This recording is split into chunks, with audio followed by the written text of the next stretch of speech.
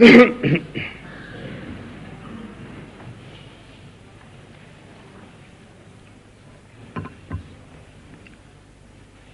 لله، والصلاة والسلام على مولانا رسول الله وآله وصحبه الشعبي العزيز. قال الله تعالى في كتابه الحكيم: قل جاء الحق وزهق الباطل إن الباطل كان زهوقا. فعلا شعبي العزيز، جاء الحق وتبين الحق وعصعص الحق، وفي إمكاني أن أزيدك وأزيدك من المترادفات في شأن الحق والعلو كلمته وسمو درجته، نظرا لمحبة العرب في الحق وتعلقهم بالحق وتشبتهم بالحق. جاءنا النبأ هذا الصباح الذي كنا ننتظره. لم نكن ننتظره تفاؤلا فقط، بل كنا ننتظره إيمانا ويقينا منا بأن الحق معنا، لأن الحق سبحانه وتعالى معنا وراءنا وأمامنا وفي جانبنا. جاء الحق يجيب شعبي العزيز على الأسئلة التي طرحناها على محكمة العدل. قلنا لمحكمة العدل: أولا، هل الصحراء قبل احتلالها من لدن الإسبان كانت أرضا بدون سيد ودون مالك أم لا؟ ثانيا، فيما إذا لم تكن تلك الأرض الموات، ما هي العلاقات التي كانت تربطها مع المغرب؟ ثالثا، وإذا أجبت على هذه الأسئلة فبالطبع اعترفتي أنت محكمة العدل بأن لك الصلاحية لتبتي في المشكل بكيفية نهائية. وهذا الصباح جاءت شعبي العزيز الأجوبة على الأسئلة بثلاثة. أولا، اعترفت المحكمة بأنه لها الصلاحية باش تنظر في الملف وتحكم في الملف. ثانيا، وهذا مسألة جانبية ما نعتبرهاش النقطة الثانية، بل نعتبرها نقطة ثانوية، من بعد قالت هناك مشكل قانوني بين المغرب وبين اسبانيا،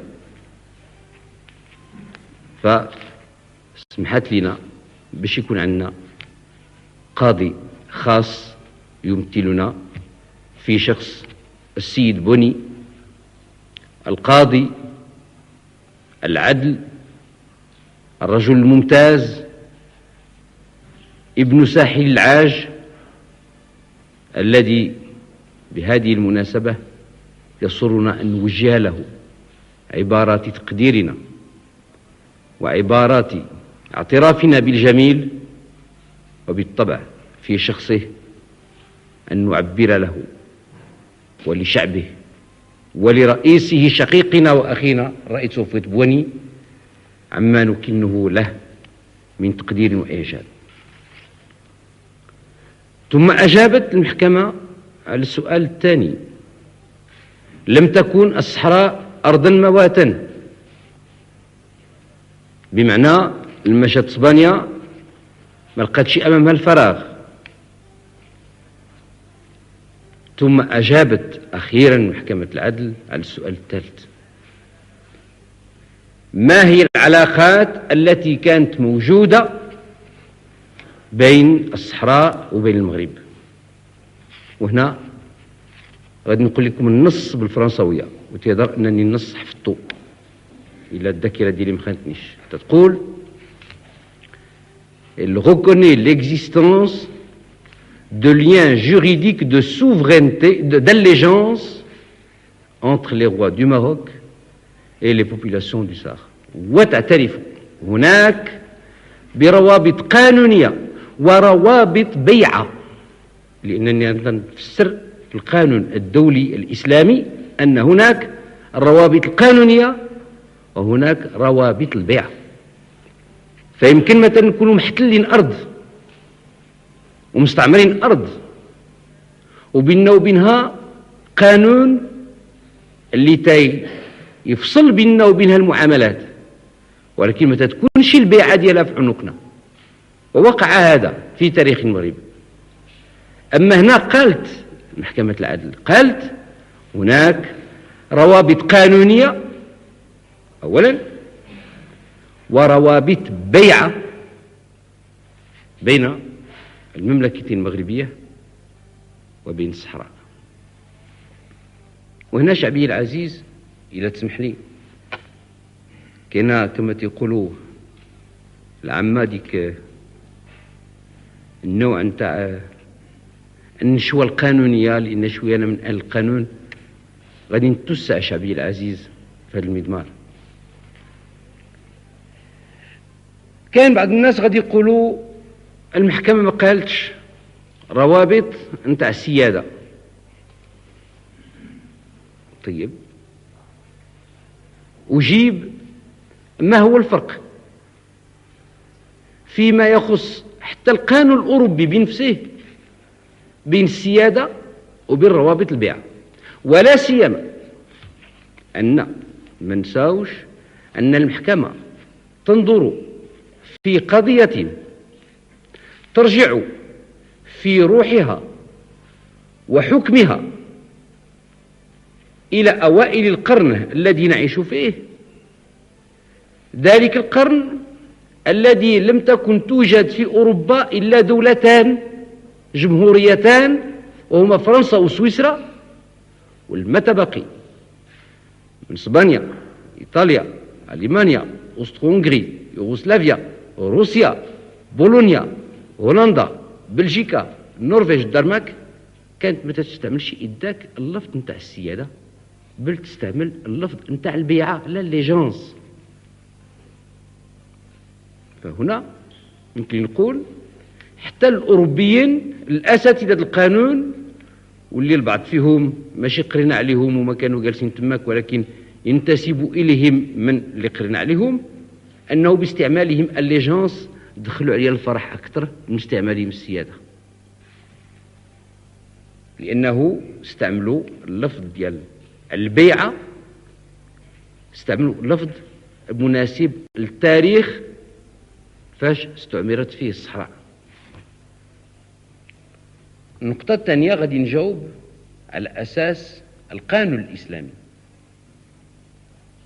كما في علمكم وكما في علمك شعبي العزيز، القانون الإسلامي الدولي هو أول قانون ينظم حياة الأفراد مع الجماعة، وحياة الجماعة مع الأفراد، وحياة الحاكمين بالمحكومين، والعكس بالعكس.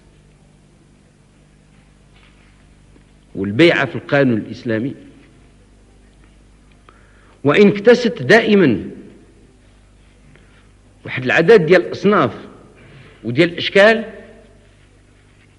كانت دائما ماشي بيعة تربط فقط الشخص بالملك أو الشخص بأمير المؤمنين، بل لما كان لأولئك الأشخاص من تمثيل وقوة تمثيل، كانت تربط أولئك الأشخاص وما يمثلونه من قبائل وعشائر وأخطار وأمصار بينهم وبين أمير المؤمنين أو من ولاه الله أمر شؤون المسلمين. ولكن غادي نزيد نقول للسادات نتاع محكمة العدل، وهما ما نحتاجش نقول لهم هادشي عارفينه، ولا سيما أنه وضوع علينا حتى أسئلة فيما يخص المذهب المالكي وكيف كان يطبق المذهب المالكي، بحيث ما عرفوا الناس. فإذا كان هناك تجاهل من البعض فيهم منهم فهو تجاهل العارف.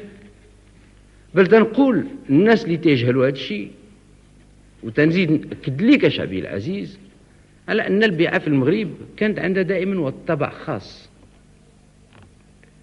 أنه البيعة دائما في المغرب كانت مكتوبة. نعلم في تاريخ الإسلام أن هناك كان أمراء وملوك تيجيو يشوفوهم رؤساء القبائل ويسلموا عليهم ويوضعوا يدهم على في يديهم أو يديهم على ركبتهم ويقسموا لهم في المصحف ويقولوا إننا نبايعك على المكره المنشط ونبايعك بيعة الرضوان أو البيعة الأخرى. ولكن المغرب هي الدولة الوحيدة التي لم تكتفي بالبيعة الشفوية، بل ما ثبت في تاريخ المغرب وفي أي دولة مغربية أنه وقعت بيعة شفوية، كانت دائما البيعة مكتوبة، وحتى اللي ما توصلش باش يكتب البيعة كان تيصيفطها على يد العدول.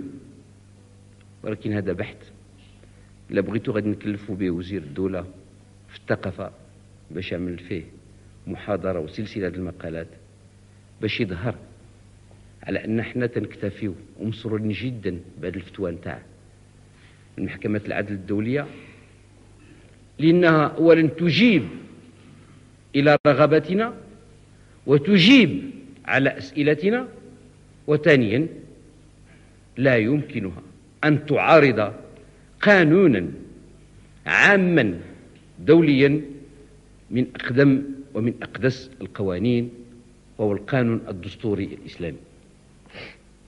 إذن أمام هذا اش نبقى شبيه العزيز؟ يبقى أننا خصنا نمشيو ندخلوا لمحلنا.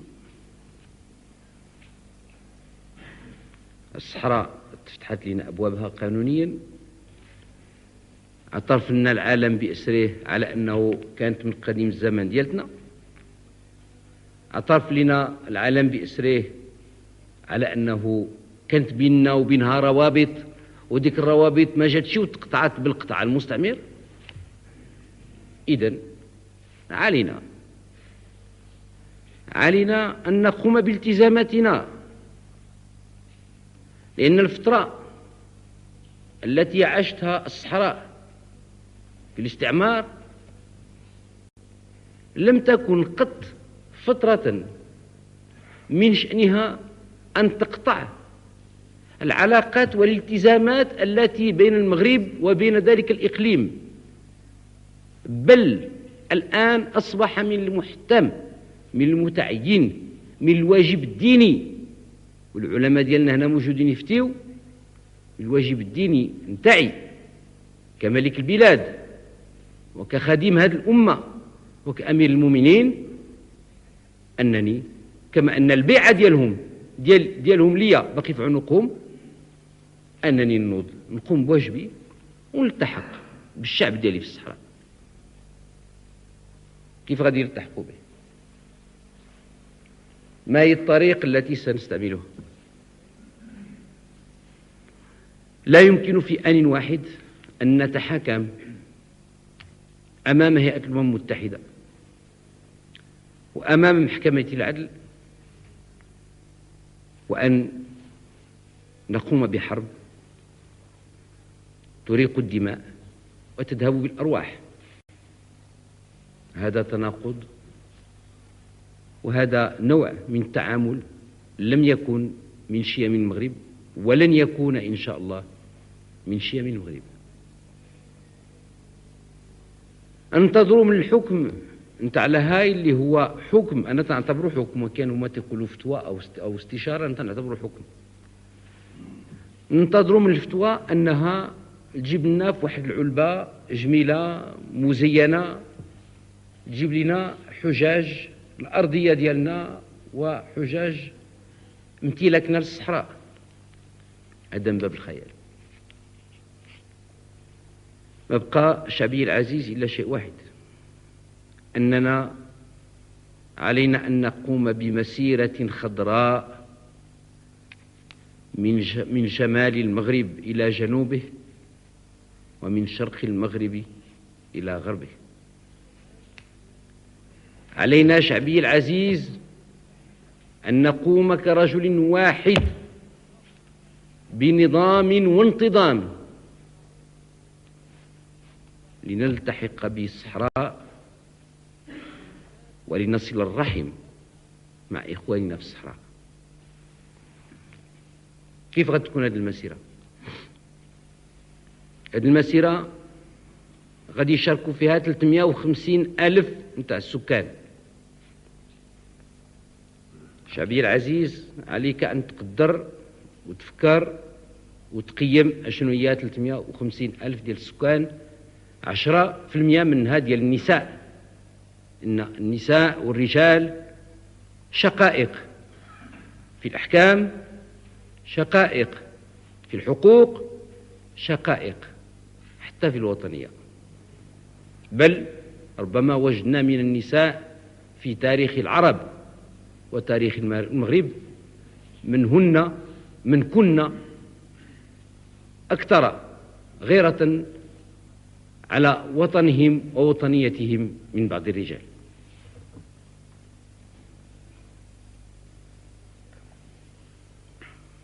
مسيرة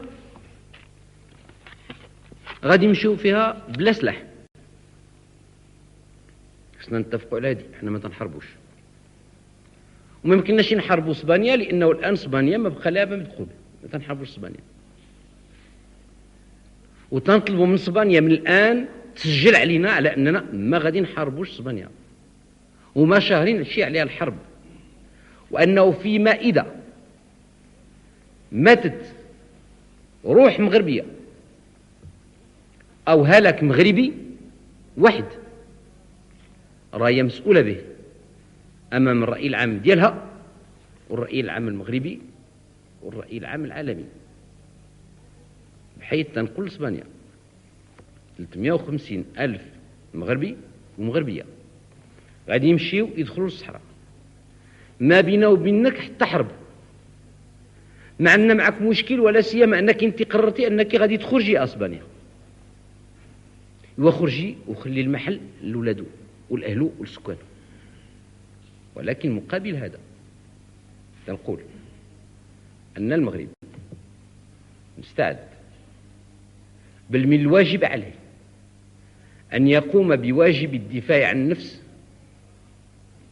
وحفظ الكرامة وصيانة الأرواح فيما إذا وجد في طريقه حاجزا غير حاجز إسباني.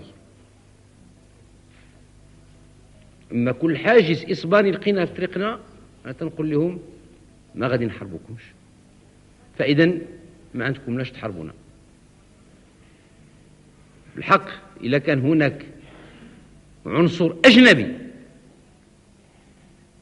على الإسبانيين سوف لا نتهاود في الدفاع، بل سوف لا نتردد عن الزحف، وإذاك ما غادي يرجع شي هجوم من جهتنا، بل غادي يجي يرجع صد عدوان وغادي يرجع دفاع عن النفس. كيفاش شعبي العزيز؟ إذن المسألة غادي تركب وهذه المسيرة غادي تصوب.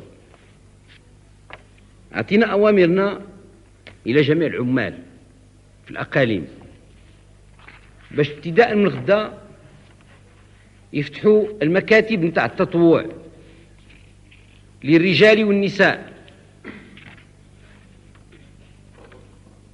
وسوف أكون من الأولين الذين سيضعون اسمهم في سجل المتطوعين. فكما أنني أفتخر بأنني عندي ورقة ناخب، سأفتخر بأن تكون عندي بطاقة مسجل للتطوع للمسيرة لاسترجاع الصحراء، حتى تبقى لي أبنائي وأبناء أبنائي، حتى تبقى لهم التاج الحقيقي والصولجان الحقيقي، ألا وهي الصبغة الوطنية، وتنقول وهي صبغة الله وما أحسن من الله صبغة. فقررنا إذن أن في كل عمالة غادي تفتحوا مكاتب نتاع التسجيل، وكل عمالة حسينا شحال ديال الناس غادي ناخذوا منها. وأنا شعبي العزيز سنعطيك بعض الأرقام. أكادير 33,000 منهم 3300 مرأة.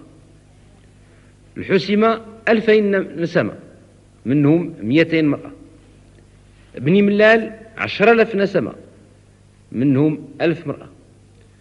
شيشاون 500 نسمة منهم 50 مرأة. الدار البيضاء 35,000 نسمة منهم 3500 مرأة.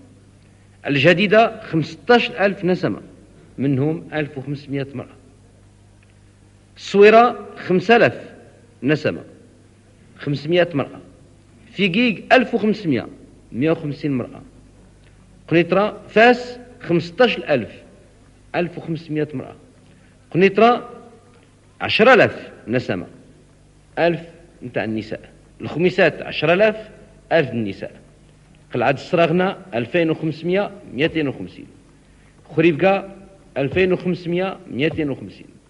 قصر السوق 20,000 2000. خنيفرة 10,000 1000. مراكش 25,000 2500. مكناس 10,000 1000. الناظور 500 50. ميسور 500 50. وجدة 1500 150. ورزازات 20,000 2000. الرباط وسلا 10,000 1000. أسفي 7,000 700. سطات 10,000 1000. طنجة 500 50. طرفايا 15,000 1500. تازا 10,000 1000. تطوان 1500 150.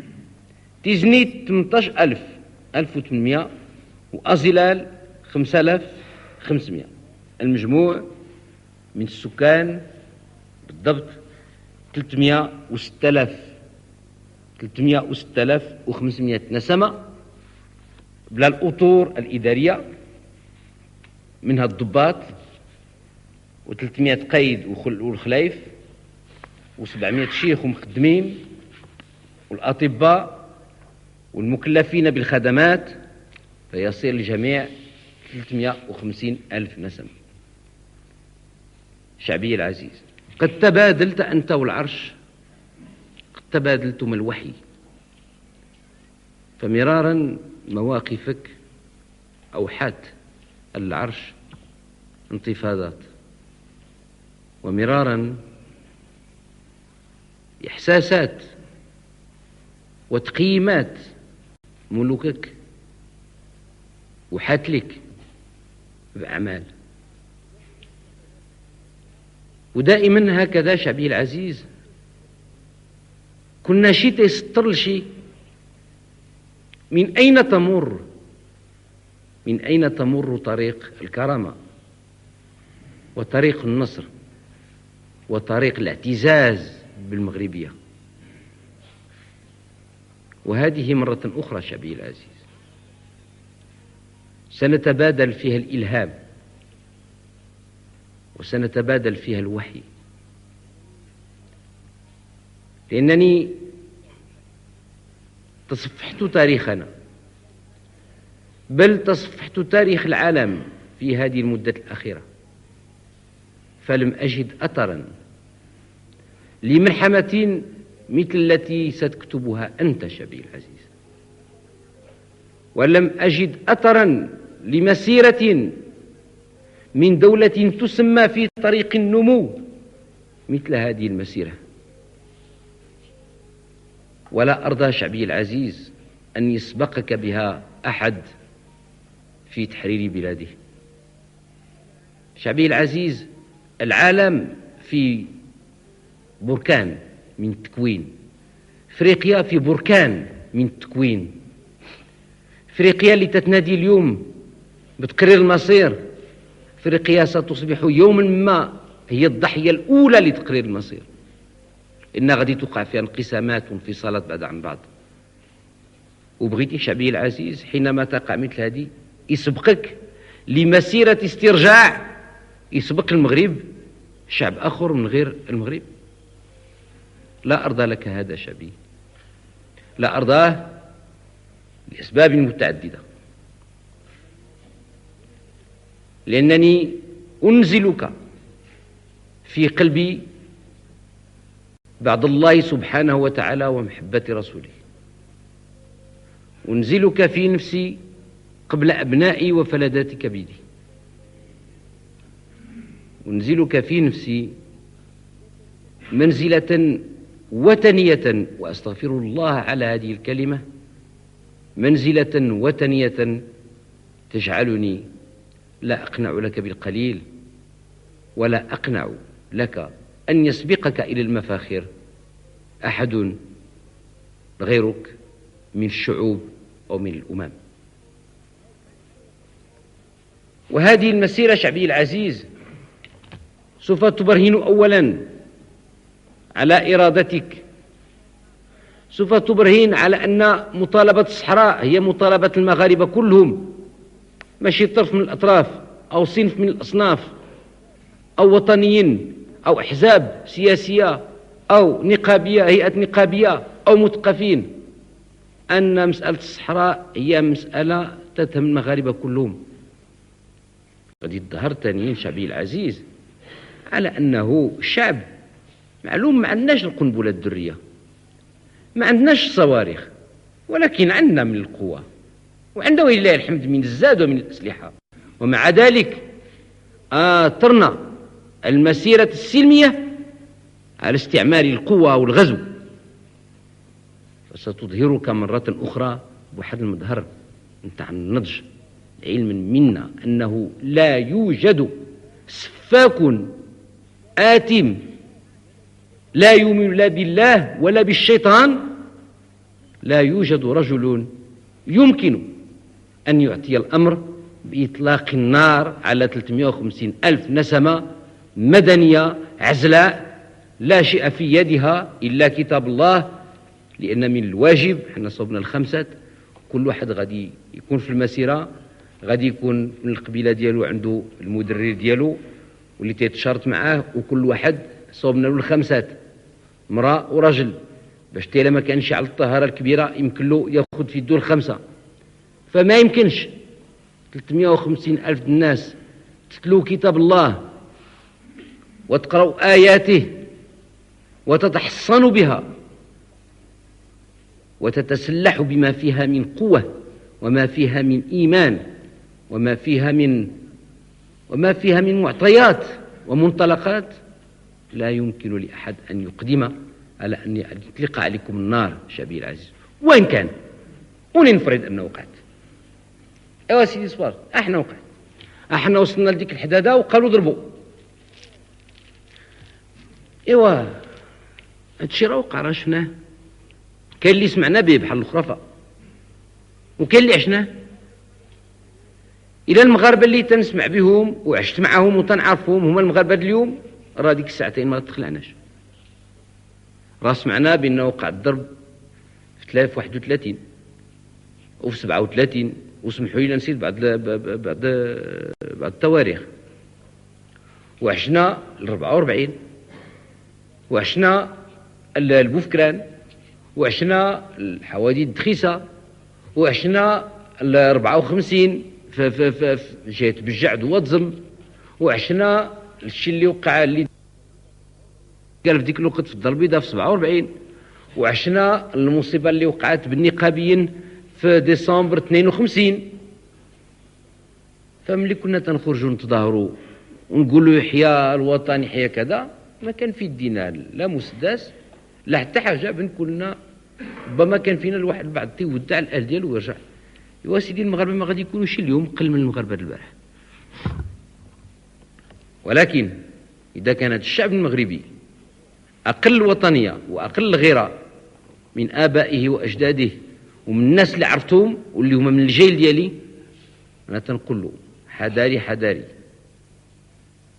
إلا ما فكيتيش الآن سحرتك اليوم راه ما نعطيكش 5 سنين حتى ترجع مقلص الظل، ضعيف الكلمة،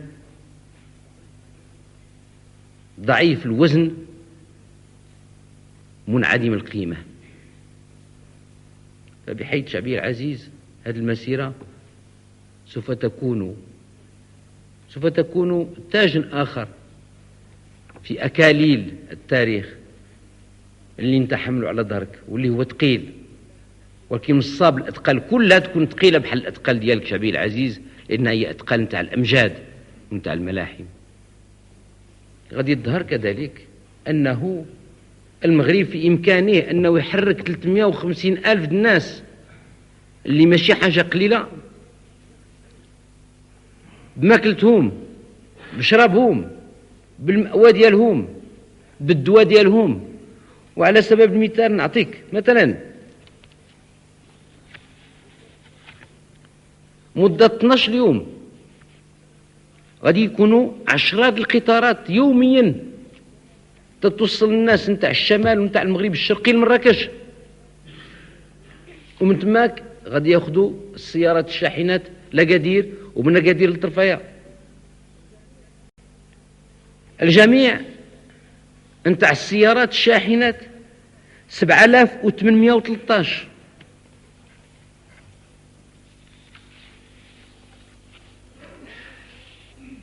عشر آلاف الناس اللي غادي تصلح للتأطير ديالك. المأكولات 17,000 طن، الماء 63,000 طن، الوقود 2590 طن، 2590 طن، 470 أطباء ومعينين للأطباء، 220 سيارة للإسعاف الطبية. هذه عملية شعبية العزيز ما يقوم بها إلا دولة اللي عريقة في المجد وفي النظام، مسيرة بنساء ورجال بلا ما يقع والو، مسيرة اللي غادي تدوم 15 يوم بلا ما توقع لا سرقة ولا نهب، مسيرة نتاع آلاف السيارات اللي ما وقعش بينها اصطدام، مسيرة في محل صحراوي اللي لا بد كل واحد جاي يدور عن يمين أو عن الشمال يلقى الماء باش يشرب، مسيرة اللي مضمون في حسابها حتى الوقيد وحتى الشمع، مسيرة اللي مضمون في حسابها حتى القرطاس والدفاع عن النفس فيما إذا لقينا من غير الصبليون. هذه تنزيد نأكدها، إذا لقينا من غير الصبليون راه المغرب ما بقاش تعترف بالسلم ولا بالمسالمة ولا بحالة السلم مع أي واحد. ما لقينا الصبليون غنقولهم السلام عليكم، بغاو يضربونا وخدا مسؤوليتهم انهم يضربوا 350 ألف عزال، ديك الساعات منهم رؤوسهم، حنا نخلوهم يديروا هادي. ولا أظن أن شعب أصيل متمدين متحضر جارنا أحببنا أم كرهنا وأحباء أم كره أنه غادي يحفر واحد القناة ديال الدم بيننا وبينه، لا أظن. بحيث شعبي العزيز هذه مسيرة عملية، هذه شهرين وانا تنهي فين نقول لك شعبي العزيز، شهرين وانا حمل هذا الحمل على الأعصاب ديالي زيادة على الأعباء الأخرى. شهرين في الصباح تنأمن 10 مرات، في الليل تنشك 20 مرة. شهرين وتنقول واش من حقي نزيد شعبي لهذه المسألة هذه أم ماشي من حقي؟ هل من واجبي أم ماشي من واجبي؟ من واجبي شعبي العزيز، ومن واجبك شعبي العزيز، ومن واجبنا جميعا أن نسير إلى الصحراء، من واجبنا أن نسترجع الصحراء سلميا، ولكن ماشي باللسان وبالمفاوضة، بالمشي على القدم حتى نوصلوا لها. من واجبنا شعبي العزيز إن نحن لاقينا الإصبان هناك أن نصافحهم ونقول لهم خرجوا خلونا محلنا، ومن واجبنا كذلك شعبي العزيز إن وجدنا غير الإصبان أن نقوم بما يفرضه علينا الواجب من الدفاع عن المغرب، ومن الدفاع عن حوزة المغرب، ومن الدفاع عن سلامة المغرب. شعبي العزيز، هذا الموضوع لا يمكن أن يكتفي بنصف ساعة من الكلام، فإما له 15 دقيقة وإما له الليالي، وسوف تكون له إن شاء الله الليالي والأيام الغراء. تلك الليالي والأيام الغراء التي سنذكرها جميعا مع حفدتنا، والتي ستذكرها حفدتنا مع أبنائهم. شعبي العزيز، سوف لا أطيل عليك، سأختم كلمتي هذه بحديث النبي صلى الله عليه وسلم الذي فتح به الإمام البخاري باب الإيمان، حيث قال عن النبي صلى الله عليه وسلم قال: إنما الأعمال بالنيات وإنما لكل امرئ ما نوى، فمن كانت هجرته إلى الله ورسوله فهجرته إلى الله ورسوله. شعبي العزيز، لنجعل من هذه المسيرة هجرتنا إلى الله ورسوله، ولنصل الرحم، ولنسترجع الأرض، ولنبني سيرنا ومسيرتنا وخطواتنا، ولنبنيها على إيماننا بالله واتكالنا عليه، وعلمنا أنه سبحانه وتعالى لم يعودنا منه إلا الجميل. فإذا كان في بعض الأحيان ذا جلال، فلم يكن ذا جلال إلا ليعطينا دروسا ويلقي لنا حكمة، ولكن كان سبحانه وتعالى دائما ذا جمال، وما عودنا إلى الجمال وما عودنا إلى الخير. ربنا لا تزغ قلوبنا بعد إذ هديتنا، وهب لنا من لدنك رحمة إنك أنت الوهاب. صدق الله العظيم، والسلام عليكم ورحمة الله.